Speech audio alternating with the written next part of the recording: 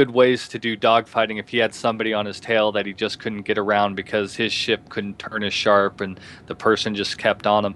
Could he potentially cut his main thruster, flip around backwards, and just keep going the exact same direction but shooting behind him at that point? Like It, the physics allow for you just to keep going after you cut so, out. so totally. I mean, so we're allowing like a level. So like you have your basic flight control fly-by-wire system, and that probably doesn't allow you to do that. But if you upgrade it or change it or hack it or whatever you do, you certainly will be able to sort of turn off control features. And so there's no reason the physics simulation will totally handle that. So I kind of see that people getting like an advanced flight control system that will allow them to turn aspects of the fly-by-wire off. And one of them could be, okay, don't be correcting my velocity right now. I'm going to just use my maneuvering jets to change my attitude, but my overall like linear velocity vector is going to stay the same, which is what you described, which is basically you're going this way, you do your maneuvering jets to spin around, but you keep going this way, and you sort of, as you're going backwards, you're essentially shooting at the guy chasing you. Cool. I think that'll give us a lot of options and really interesting dogfights. Because There's a lot. So there's a lot. I mean, I've been talking to the folks here too that like there's also an idea that along some of the maneuvers, like when you're doing very radical maneuvers, like you're having a big delta in your velocity vector change, you'll be exerting like forces on the pilot, and at a certain point, your body can only take so many. So usually a flight control system would limit how quickly you could alter your velocity vector.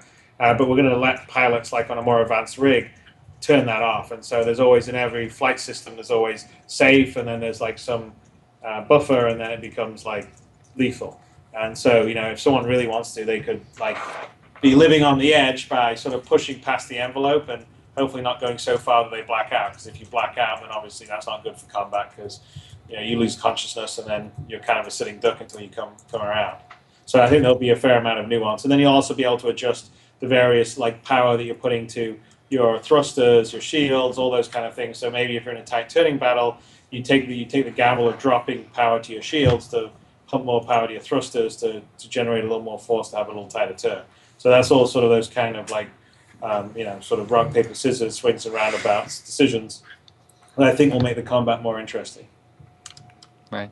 Is there any chance of maybe getting better flight suits that'll allow you to do harder turns than you would otherwise normally? Yeah, no, definitely. I mean, like, so if you see in the 300i commercial, there's a whole, he's like basically wearing it's a sort of more modern day, like kind of suit that allows that, has, a lot of, like all those like ribbing in that suit are really sort of things to sort of keep the pressure in your blood point, because that's what you do, you constrict it. So there will definitely be some of that you can do, but it'll only go so far. So there isn't going to be the magical inertial dampening system that like cuts everything out, but there will be some that will allow you to maybe push it a bit more than no system or a lower grade spacesuit. Bringer MC from chat had a question. He asked, can a power plant go critical due to external damage or system overload? If that is the case, do some ships have the ability to eject their power plant? Yes, it can go critical, and not at the moment. We don't have an ability to eject the power plant. You may want to actually eject as a pilot instead. Prioritize. That may be the quicker option. Yeah. Well, You can overdraw power, and you can damage your weapons, especially if you do things like trying to like overclock them to push out a little more damage. Just the same way you could like damage a computer component if you're building your own PC and you're overclocking it. Right. Trying to think of something else maybe somebody has here.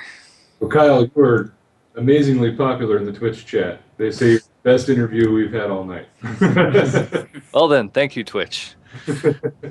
So I know that we've already talked a little bit about planetary exploration, and you guys said that eventually someday, maybe if you can get there, you would like to do it and I know that's a really big if at that, but if you had your dream come true where you had the resources or the time to actually explore a planet or do something on it, do you know what you'd like to do, whether it be just an arena combat or some kind of actual campaign on the ground where you're fighting off the Vanduul? Well, okay, so it's actually not a technical issue that prevents us from like doing more on the ground. So right now when you land on a planet, mostly it's a sort of it's a first person environment. You're wandering around, but we're like deliberately not having combat on there, and we're having a fairly contained area only because I think we promised 100 star systems, and there's actually 115 in our current map. And each star system can have multiple planets, and some of those planets can have multiple locations you can land on. So we've literally got hundreds and hundreds of locations that we have to create and model.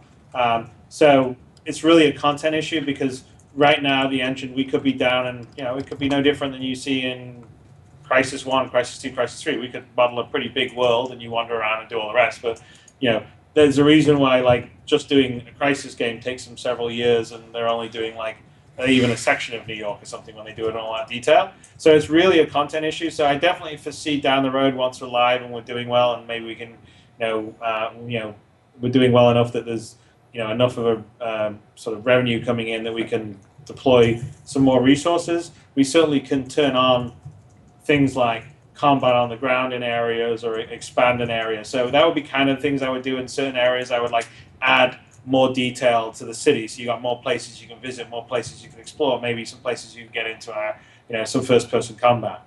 So it's not really a limitation of the technology we've got. It really is just a content thing because we've already the game's hugely ambitious. We've got like all these. I mean, every one of those ships that we build, like just something simple like the 300i is a 3 month to 4 month job, and then like something like the Bengal is more like a 6 month job. The Corvette will probably be something like a 5 month job or something. And that's not just one artist. That's like quite a few artists working on it to build it. So it's just that there's a level of like content detail that we're doing for the ships, the characters, and then we've got whatever it is. I think it's 200 or 300 environments that we've got to wander around. So that's just a really daunting amount of content to deliver. So we're going to get that done first, and then we'll sort of build from there. But essentially, I would like to like expand out more back alleys, more like places to explore, go around, and have more intrigue down on the planets that would sort of match up with what's happening in space. Right.